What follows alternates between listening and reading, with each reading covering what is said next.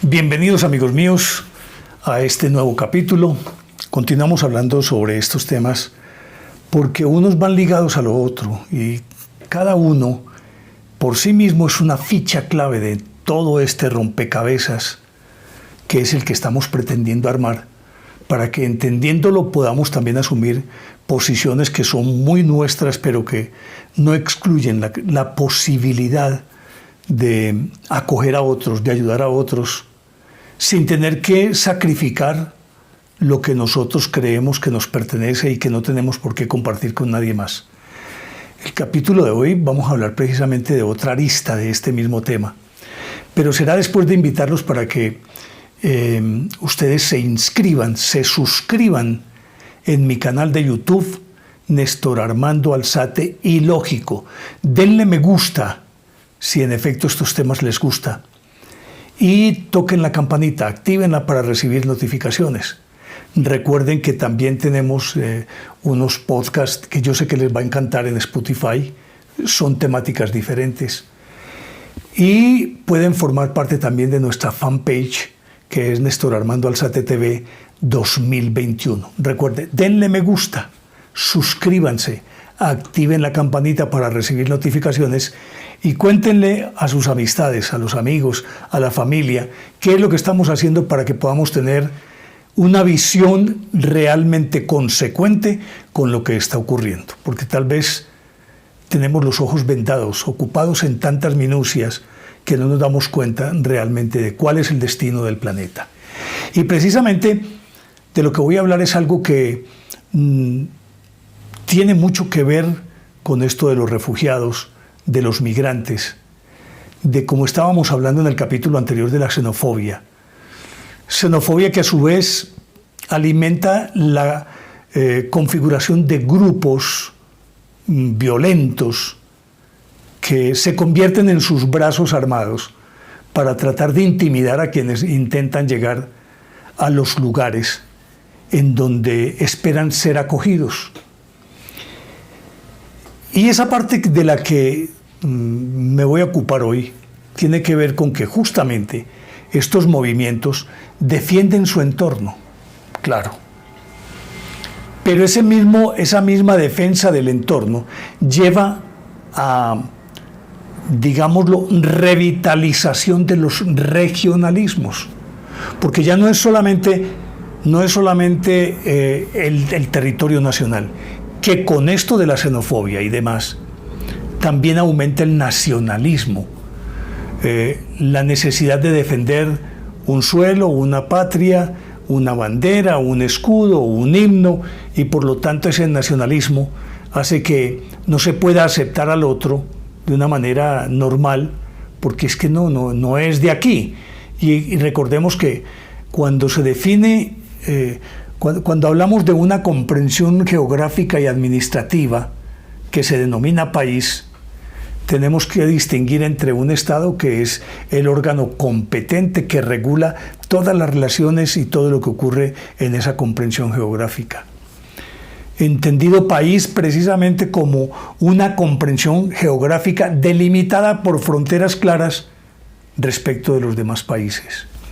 Pero cuando hablamos de nación, de donde nace nacionalismo, estamos hablando de identidad de ese pueblo, para poder que ese pueblo sea considerado realmente una nación.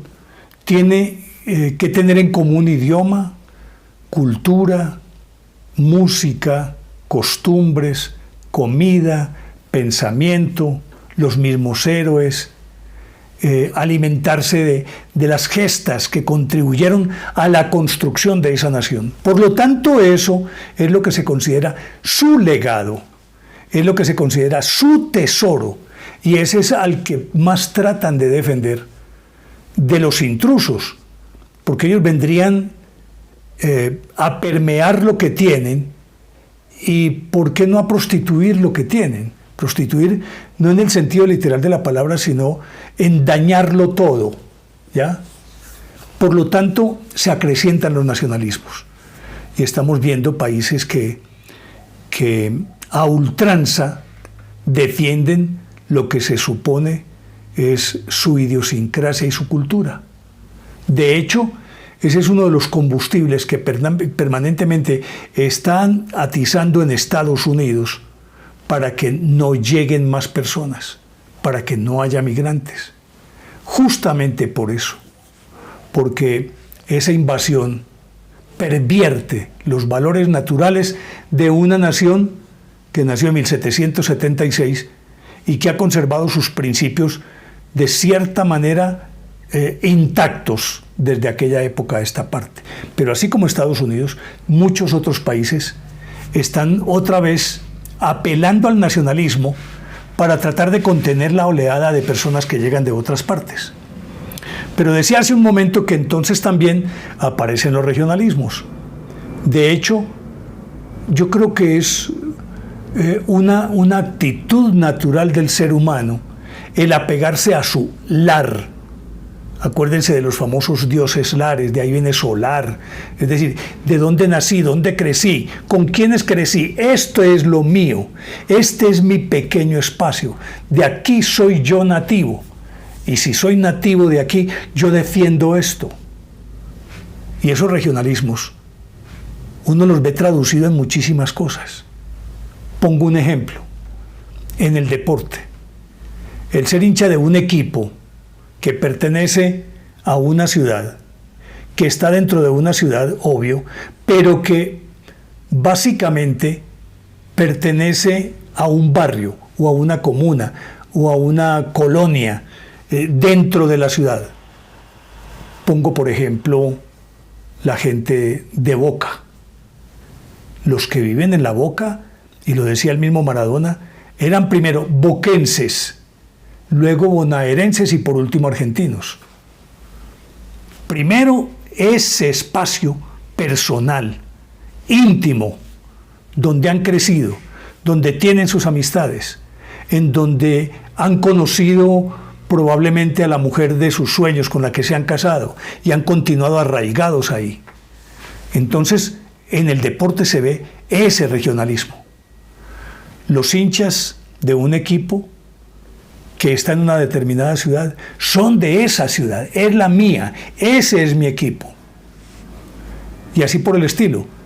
Uno esculca el fútbol inglés, que es el que está ahora de moda, y los de Liverpool simplemente se repliegan en el puerto de Liverpool. Los de Chelsea o del Chelsea, lo mismo. Y así cada uno pertenece a un espacio que es íntimo, donde nací, donde crecí, que es lo que siento mío, es mi territorio. Esos regionalismos se han acrecentado también al influjo de ese nacionalismo que se alimenta a su vez de esa xenofobia, que a su vez genera sus grupos violentos. Y miren que esta cadena se va tejiendo o va engarzando cada eslabón justamente a partir de ahí. Y los regímenes, independientemente de derecha o de izquierda, aprovechan esa coyuntura con su populismo para defender lo que suponen que es de ellos. Y resulta que con ese argumento hacen que la gente esté cohesionada. De hecho, siempre que hay una dictadura o hay una autocracia que ha perdido el favor de su pueblo, pero quiere mantenerse en el poder, regularmente invoca a un enemigo inexistente, crea un fantasma, pero es externo. Entonces, con el discurso de que está amenazando a su país, que está amenazando su nacionalidad, que está amenazando sus valores, trata de exacerbar a la gente para que se unan alrededor de una causa que no existe, que se la inventan. Y que con ese pretendido nacionalismo, esas castas dominantes lo que quieren es que el pueblo se distraiga y en vez de pensar en la situación interna, se ponga el uniforme del ejército y vaya a pelear por su país porque es más importante que cualquier otra cosa. Es un sofisma de distracción. Fue justamente lo que hicieron en la dictadura argentina con la guerra de las Malvinas. Ya el país se les había salido de las manos. Se inventaron una guerra contra Inglaterra para exacerbar el nacionalismo, que que la gente se pusiera la camiseta de Argentina, sintiera Argentina, su país, se enfrentara a un enemigo invisible que ellos se inventaron y se olvidara de la situación interna. Eso ocurre con los regionalismos, eso ocurre con los nacionalismos. Siempre es tratar de distraer hacia otro lado.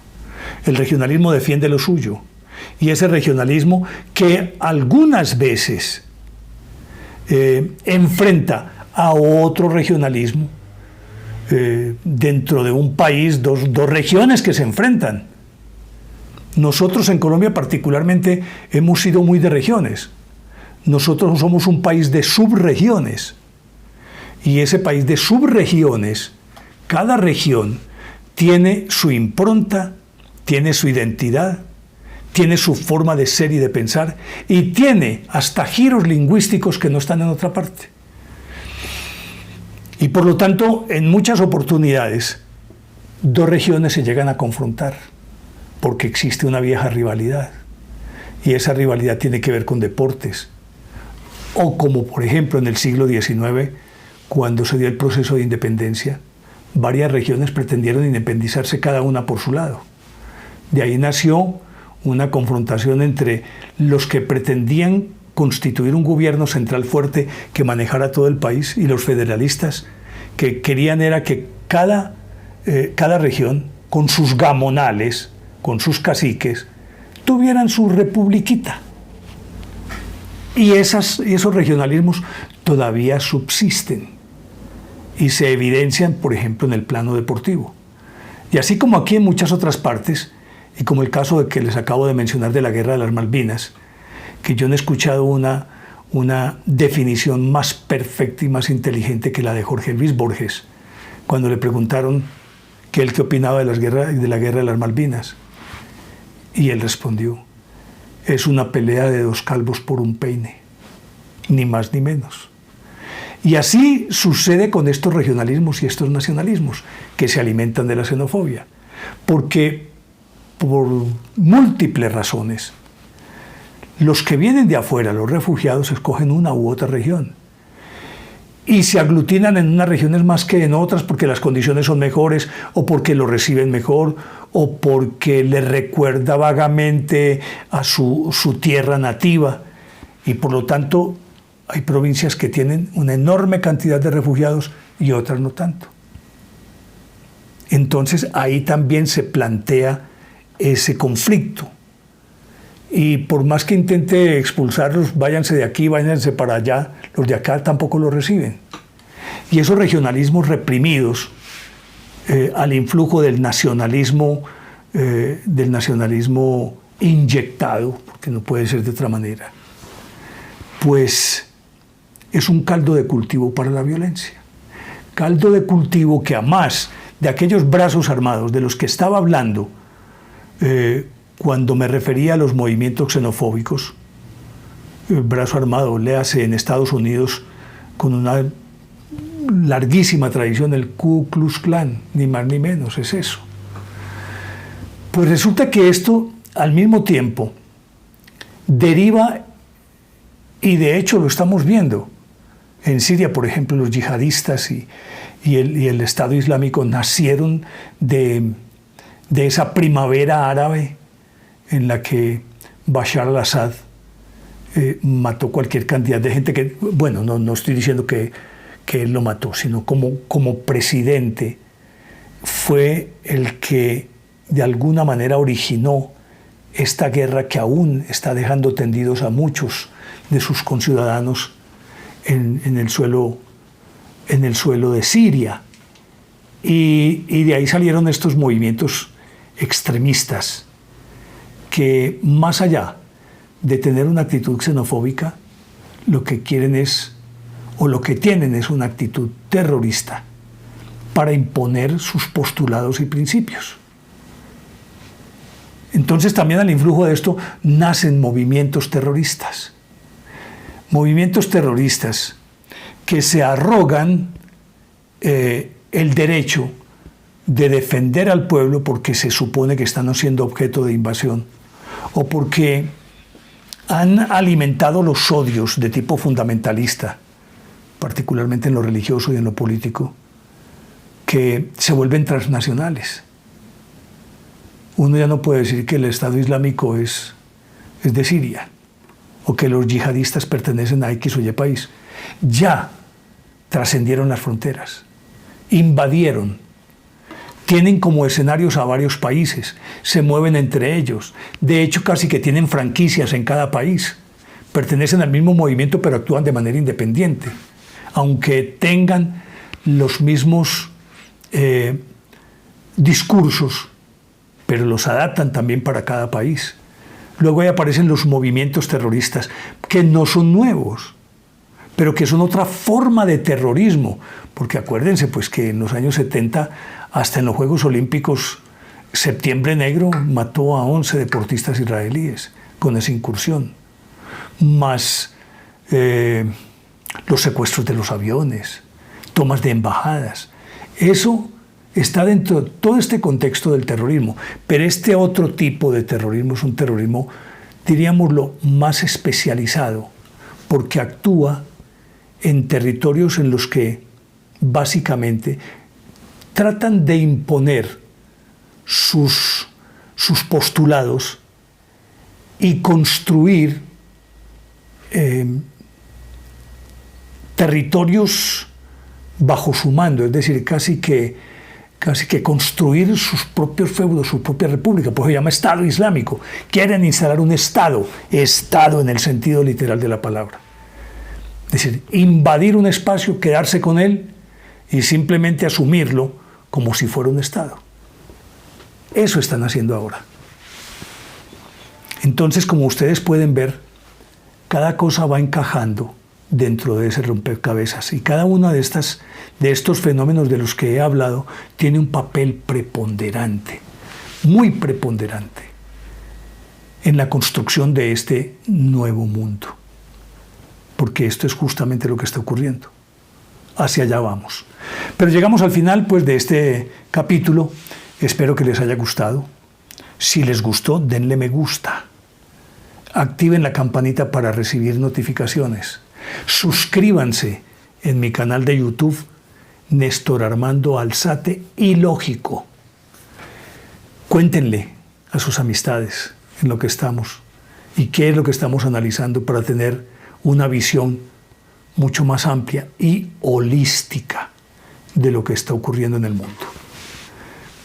Y para el próximo tendremos otro aspecto que yo creo que ya es como la contrapartida y demás, pero de eso hablaremos en el próximo capítulo. Por ahora les dejo la inquietud. ¿A ustedes esto les parece lógico o ilógico? Chao.